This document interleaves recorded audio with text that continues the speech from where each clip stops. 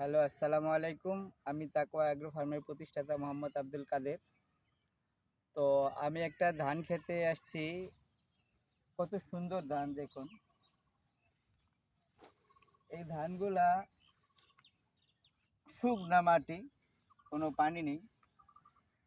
একটা বিষয় হচ্ছে যত্ন করলেই রত্ন মেলে, একটা প্রবাদ বাক্য। তো যারা যারা ধান লাগাইছেন অথচ যত্ন করেন নাই, কোনো সার দেন নাই, সার দেরি করে দিছেন এবং চারাকে দোষারোপ করতেছেন, তাদের উদ্দেশ্যে বলবো যে যত্ন জিনিসটা ঠিক আলাদা। আমি খেতে ফসল দিলাম ঠিক, কোনো যত্ন করলাম না, তাহলে আপনি তেমনই ফসল পাবেন যেমন আপনার পাওয়া উচিত। আপনি যত্ন করলে তেমনই ফসল পাবেন যেমন আপনার পাওয়া উচিত। তো সর্বোপরি কথা হচ্ছে, যে কোনো ফসলের ক্ষেত্রেই তার একটা নির্দিষ্ট শিডিউল থাকে, সেই শিডিউল অনুযায়ী যত্ন করা উচিত। তো এই কৃষক কত সুন্দর ধান